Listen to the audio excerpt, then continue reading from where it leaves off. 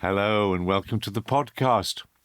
On a beautiful early spring Tuesday morning, with the long-lost sun shining out of a clear blue sky, the BBC Director-General and his chairman sat for about 2.5 hours in a House of Commons committee room being grilled by MPs about almost every aspect of the corporation and, of course, about the latest crisis over its coverage of the Middle East, centred on the documentary Gaza, How to Survive a War Zone.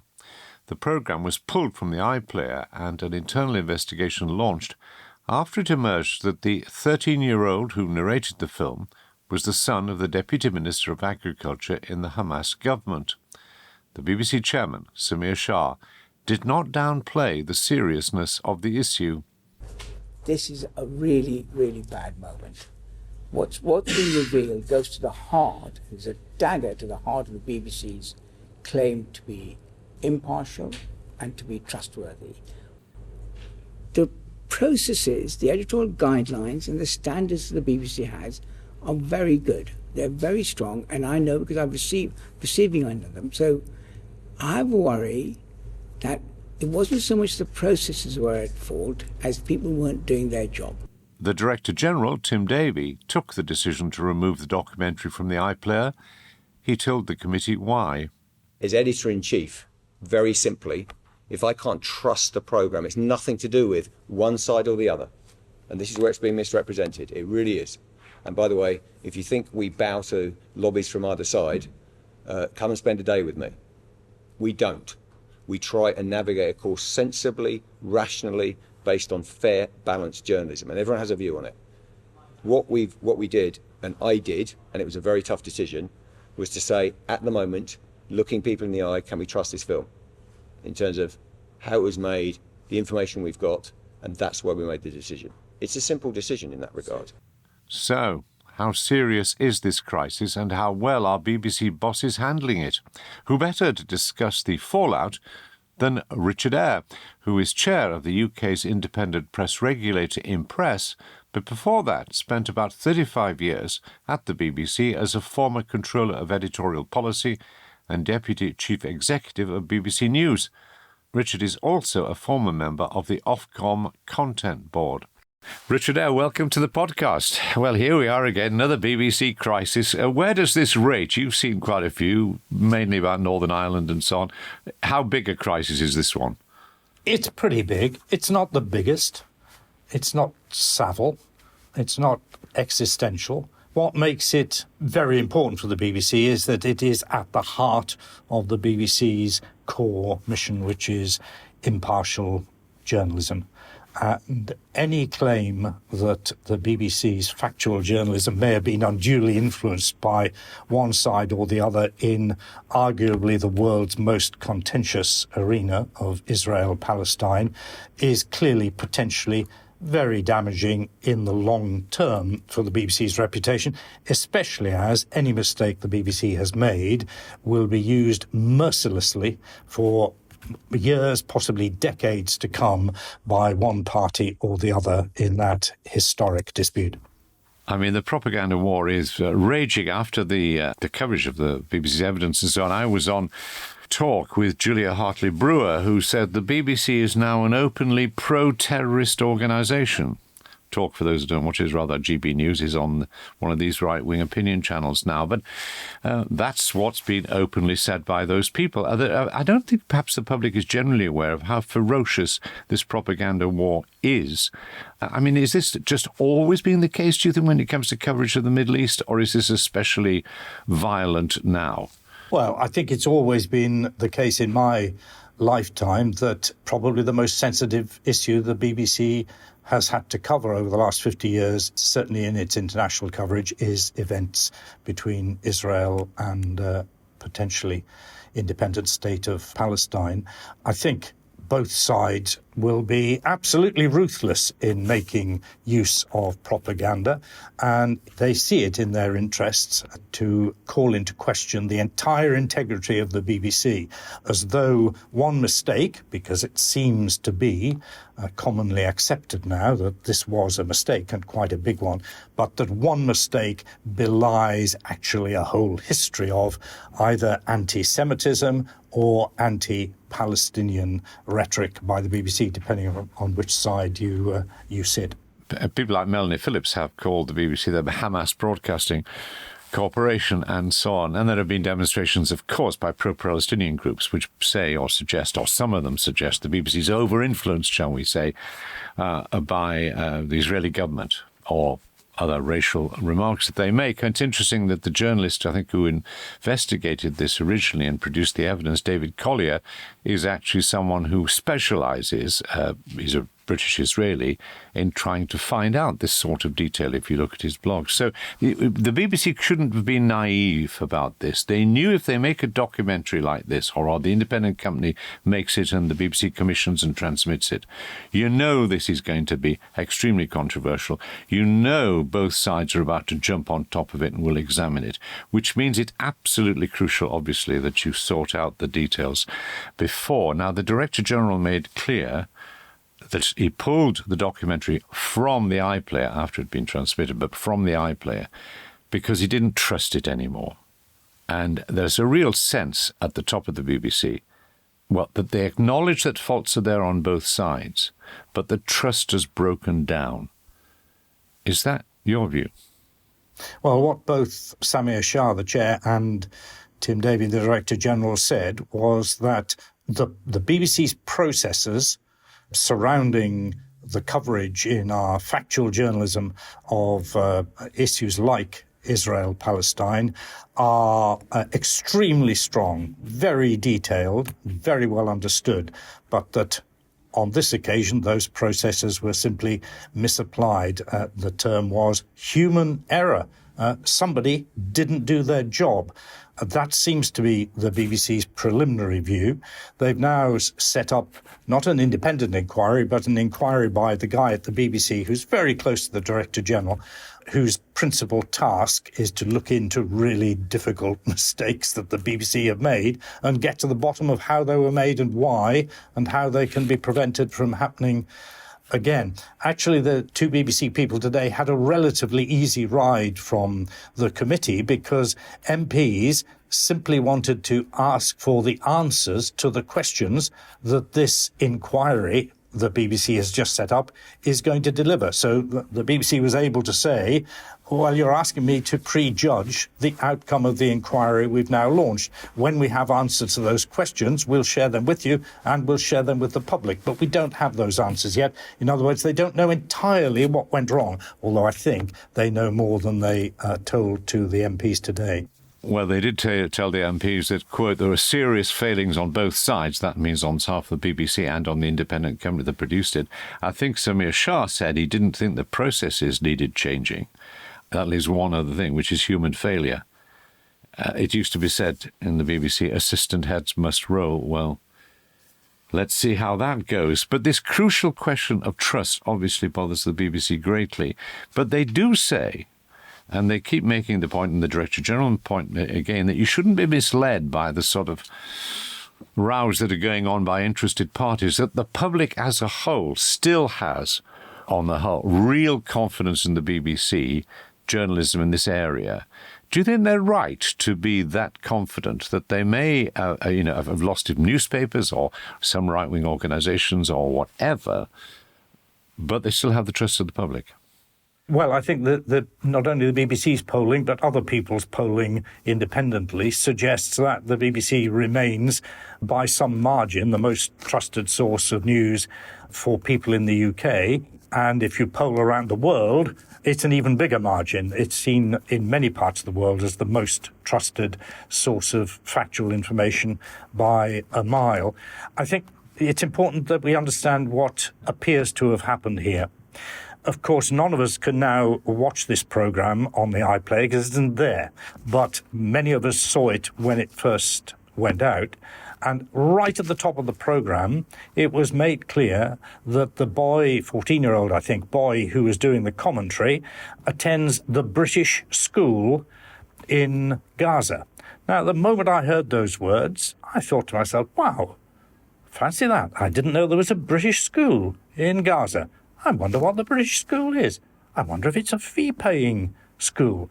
I wonder who goes to the British school in Gaza, given that Britain is not, top of Hamas's Christmas card list. So who goes to that school?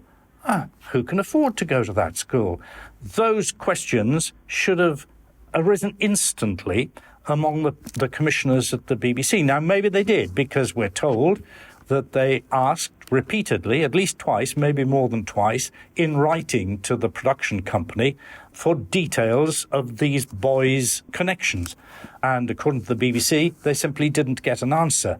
Well, the more important the question, and the more often it isn't answered, the more worried the commissioners should have been about why it wasn't answered.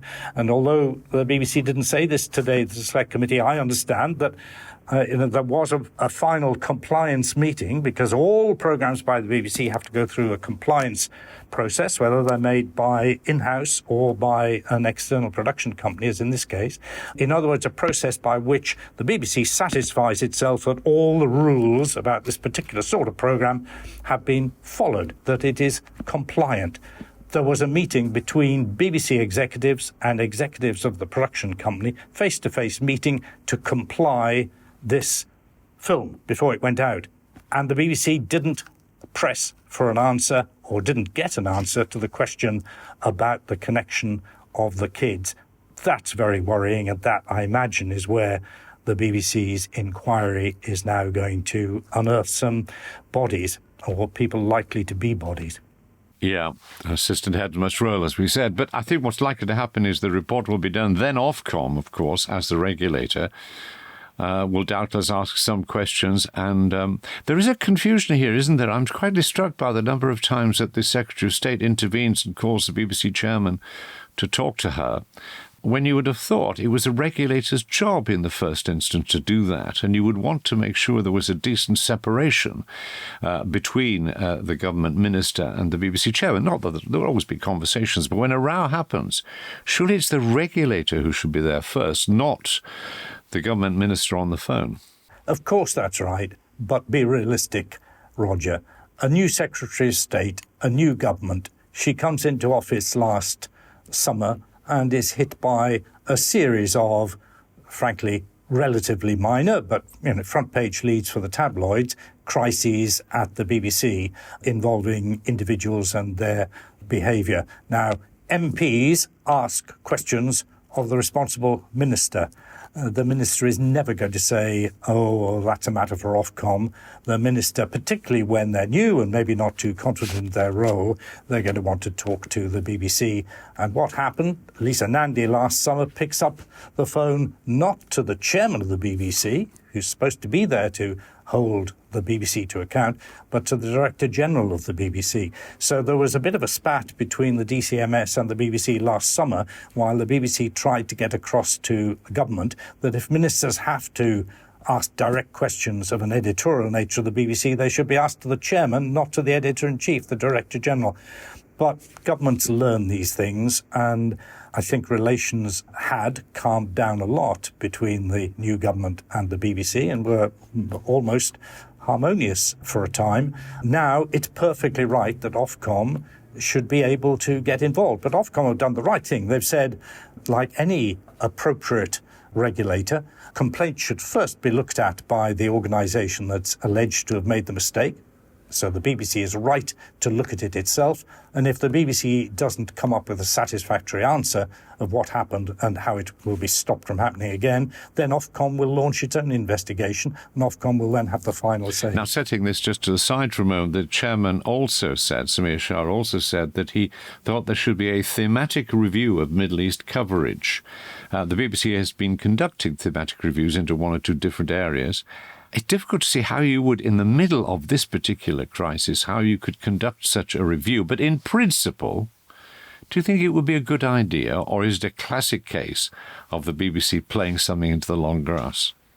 Well, I don't think it is playing it into the long grass. To be fair to Samir, Shah, these reviews started, about 15 years ago with the establishment of the BBC Trust as the governing body of the BBC. And the BBC Trust had an obligation to commission one thematic review from external and independent people about some area of the BBC's broadcast activity.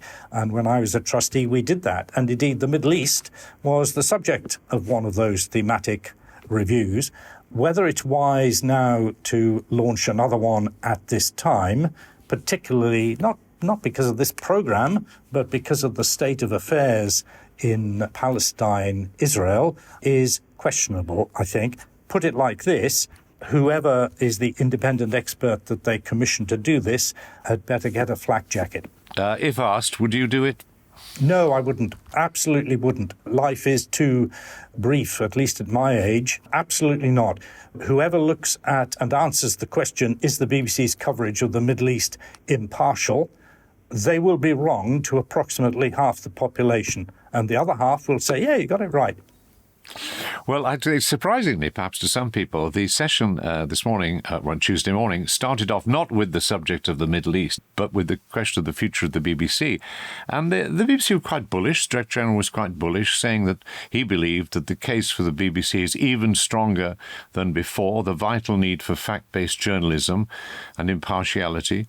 Also, they talked about the need for drama, popular drama that allows us to talk to ourselves, and also about bringing the nation together on crucial occasions, obviously coronations, funerals, but they also managed Gavin Stacey at Christmas. And the chair talked about his priorities being protecting the independence of the BBC Charter for a Generation, sorting out the funding model based on universality, and then also committing himself to decentralisation, moving power outside of London. Can I pick up the question of funding? I mean, they all said, to be fair to them, let's have the vision first and then we'll do the funding. Well, I think we're still waiting for the real vision. But in terms of the funding, what slightly surprised me was the way in which they ruled out not just advertising, but subscription. And the phrase they used, I think, ruling out subscription, was that it's not on the table. Do you think that means the government has said it's not on the table? I do think that's what the BBC announced today, that the government have taken advertising/subscription off the table. Frankly, I don't think advertising was ever on the table, because we know that the principal opponents of the BBC carrying advertising are the other public service broadcasters. For ITV and for Channel 4, it would be a complete disaster if the BBC took the lion's share of a diminishing market, which is television advertising. So that was never really a runner. Subscription, it is very interesting if the government have taken it off the table. There are clearly technological problems for the BBC in achieving subscription until 100% of the audience receives its radio and television through the internet. But once that is achieved, probably not during this charter period, but the next one, then subscription would be technically possible. And it is interesting if the government have taken it off the table, though I think the BBC will be very relieved if that is the case, because going into a subscription world raises all sorts of other practical difficulties for the BBC, because you begin to question then whether you should have separate subscriptions for BBC News, separate for BBC Drama, BBC Comedy, buy this for £10 a month and that for £5 a month. It becomes a nightmare for a broadcaster which aims to cover the entire creative field. Yeah, because I think the DG made clear, if you have subscription, they tend to give the subscribers what they want, which may not be the same thing and is most profitable at public service broadcasting. They also obviously are very wary and do not want any direct sort of taxation, handed to them, not least because they could see what has just happened to the international development budget. I think both the government of the day and the BBC do not want to fund the BBC through taxation. The BBC, because it gives future governments too much direct financial control over the BBC, too much ability to turn off the taps if the BBC isn't doing its political bidding. But the government of the day doesn't want it because they don't want to put up taxes. The last thing they want to do is to tax anybody more for anything. And What's interesting, I think, about today's hearing, which, remember, this was the first time that the new chair had appeared before a new DCMS Select Committee. And this was very different from the last few years. These were new committee members, only 2 Tories, only 2 Lib Dems, vast majority, is it 7 Labour members? And, you know, when MPs volunteer to join a select committee, they're motivated, particularly if it's the Culture, Media and Sports Select Committee, they tend to be motivated by one or more of a number of factors. Do they have a genuine interest in British culture, media and or sport? Will they get a lot of free tickets to cultural events?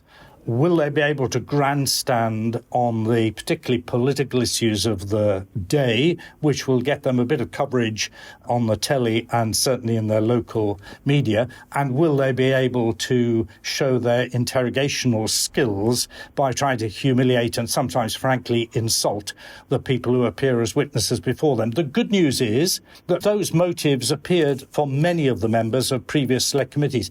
By and large, this select committee is mostly motivated, I think, by the first of those. They're interested in the subject. None of these people are crazies from the crazy left or the crazy right. And by and large, they're supportive of the BBC. And I think you got that sense. They didn't give the BBC a very hard time today. There were a few spats about Samir Shah not answering some of the questions a year ago when he was up for his confirmation as chair. But by and large, it was a pretty easy ride for the BBC, because I think there's a lot of sympathy for the BBC there, except on the subject of Israel-Palestine, where you could absolutely see, you know, the skirts or undershorts of various members according to their particular views about the Middle East. But returning to the funding, we're just effectively taking 3 things off the table, haven't we? Advertising, subscription, or entirely subscription, anything coming from the straight taxes. That narrows the field a little bit. They were interesting also when they raised the question mutualisation, and they raised it obviously because this is something that the Secretary of State, before she became Secretary of State, was attracted to and had mentioned actually when she took up a new job. But nobody quite has a clear view about how that might work. And the BBC, I think, were diplomatic in saying they couldn't quite see.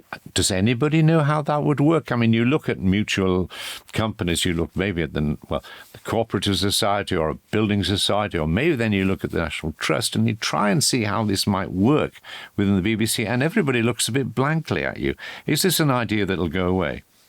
It's not even an idea, really. It's a word, and it's a really attractive word, mutual. Isn't that warm and cuddly? And it's an idea that the Secretary of State had before she entered government. The more you think about it, the more daft you realise it is. The very last thing you want is shareholders turning up at a BBC AGM and trying to elect the director of programmes or the director of news or the director of television or even the non-executive director. No, it is completely daft. But what is absolutely the serious part of this idea from the Secretary of State, and I think also from the BBC, is the BBC has to be better at making audiences feel involved, as though they have a voice that actually matters. And you can do that partly through better representation of people in the BBC's output. But then every Director General and Chairman has said that, well, not since time began, but certainly in the last 20 or 30 years. But the BBC also has to find genuine ways of involving people in the BBC's decisions. It doesn't mean giving them a vote at a shareholders' meeting, completely daft idea. Incidentally, there is another funding possibility, which nobody raised today, probably because it's my idea, but it's politically appealing, it's practical, it would give the BBC money, and importantly, it would be progressive. It would actually take more money from the people who have more money and spend more money, and less from people who don't. And that is, the government should reduce the level of the licence fee significantly, but it should fund only all activity by the BBC except its journalism. And its journalism should be funded by a new central fund, which would fund the BBC's journalism and local democracy journalism across the UK, and it would be a fund established without a penny of taxpayers' money, but by a tax upon every audio-visual device bought. So every time you buy a new mobile phone, you would pay a £30 tax. Every time you buy a new TV, you'd pay a £60 tax. This would raise more than as much money as we would lose by reducing the license fee significantly. And it would be money that came from people who replace their mobile phone every year because they can afford to, who replace their television because they want a bigger one or a more 4K one every couple of years because they can afford to. And people who rely upon a little cheap mobile phone would pay nothing. And when they replaced it every few years, they would pay even less. It's a different way of funding journalism, because journalism increasingly is consumed not through traditional radio, not through traditional television, but through a whole panoply of devices, which all cost a lot of money, and a small tax on each of them would produce a fund which would be available to the BBC's journalism, but also, as I say, to independent journalism across the UK. Do you have any reason to think that idea will be sympathetically considered by government or indeed by the BBC? Only if a lot of people listen to your podcast, Roger, but I'm confident that that will grow over time. Oh, well, I think that's guaranteed then. Yeah, just a couple of things before we go. It was quite interesting. When he got to the end of the session, you could almost see, now this would be unfair to see panic, but you saw both the Director General and the Chair desperate to get a particular point in. And the Director General's point that he wanted to get in very much related to the World Service, which they hadn't managed to discuss. And he made clear that the amount of money, I think about 138, 137 million additional that the BBC had given for this year, was only for a year, and that very soon they would have to discuss the future budgets of the World Service. And, of course, since it's all in one pot now, the Director General will find himself in the almost impossible job of deciding whether to, as it were, put more resources to the World Service, largely listened and watched to by people outside this country, and cut services that people are paying for within this country. And he basically was almost pleading, I thought, with the committee to raise this issue with government. But, of course, it's a government that just cut the aid budget dramatically. I mean, this could be a very major issue, couldn't it? It's absolutely crucial as part of the next charter review process. Just for anyone who doesn't follow these things with tedious enthusiasm, the World Service, since its inception, was paid for not by the licence fee, but by grant in aid from what used to be simply the Foreign Office. That functioned for decades, with the result that foreign governments who are hostile to the UK constantly accused the World Service of being the mouthpiece of the British government. And they had a reasonable case. The British government paid directly to the BBC's World Service. That changed a decade or more ago when George Osborne didn't want to spend that money anymore and made the BBC pay for the World Service from the licence fee.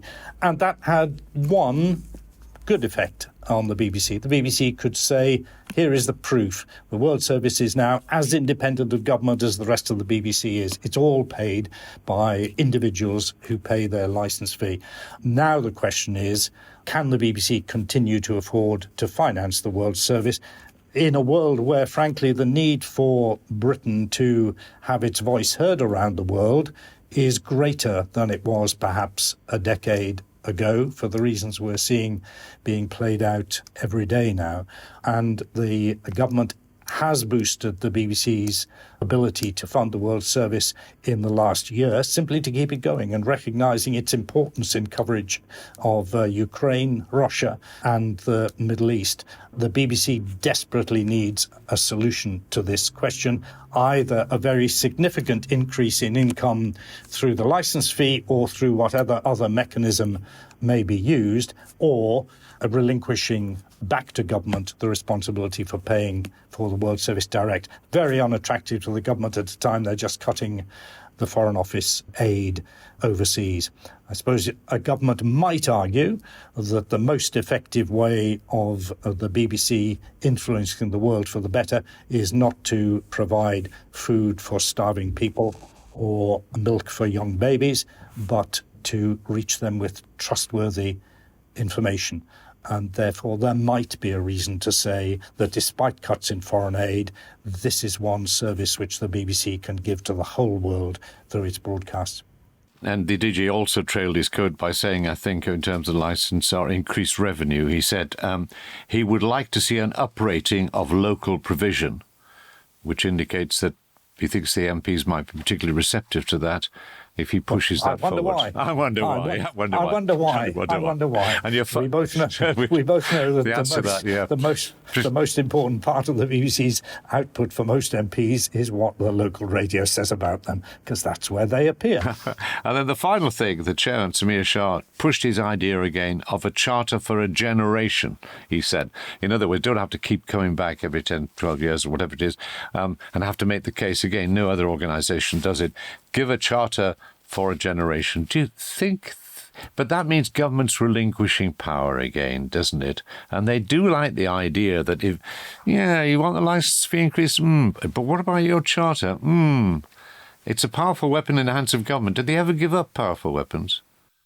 Look, I think that if it hadn't been for this horrible but short-term crisis over the Gaza programme, the auguries have been really good for the BBC, beginning now its discussions with this government about the next charter, because there's 4.5 years left before the next general election. The charter has to be settled in the next 2 years. This is the best possible time to have those discussions with government. It'll all be done and dusted long before an election campaign. And I've every reason to believe that the Secretary of State herself has a priority to try to take the BBC's charter out of the regular argy-bargy of politics in the run-up to each election. I think they are open to the idea. Of course, they're not going to grant a perpetual charter. It would be insane. And even I wouldn't argue. I don't think anyone at the BBC could argue for that. But I think they are looking for a way of breaking the cycle so the BBC doesn't have to come back constantly at a time when it will always be capable of being affected by events, dear boy, and the current event is one such. So I think they're pushing at an open door, a rolling charter with a much, much lighter periodic review. John Whittingdale, when he's Secretary of State under the Tories, introduced this halfway review, which was supposed to be limited. Only 5 years into a charter, there'd be a sort of limited review, but actually it became a full bloody review, which occupied many of the BBC's top management for the previous year, preparing for this 5-yearly review. I think Lisa Nandy wants to be much more light touch. That is her instinct. Whether she'll still feel that way at the end of the Gaza inquiry remains to be seen. And whether she stops making calls to the BBC Director General and diverts those calls to the Chairman, we shall see as well. Richard Ayre, thank you very much indeed for talking to us. Thanks, Roger. Our thanks to Richard Ayre, former member of the BBC Trust. Now, if you've been enjoying this podcast, please do support us. It will cost you less than a cup of coffee a month. You can do this by either a one-off payment on our crowdfunding page or regularly by signing up to patreon.com/BeebWatch for £1.99 per month. By signing up to Patreon, this will also entitle you to my weekly blog, which gives my take on the week's interview. The link to this and our crowdfunding page can be found in the description of this programme. That's it for this week, and as you probably know, this podcast is presented by me, Roger Bolton, and it's produced by Kate Dixon. The sound is by Dave Kitto, and special thanks to Quinn Genty. It's a Good Egg production. Until next time, goodbye.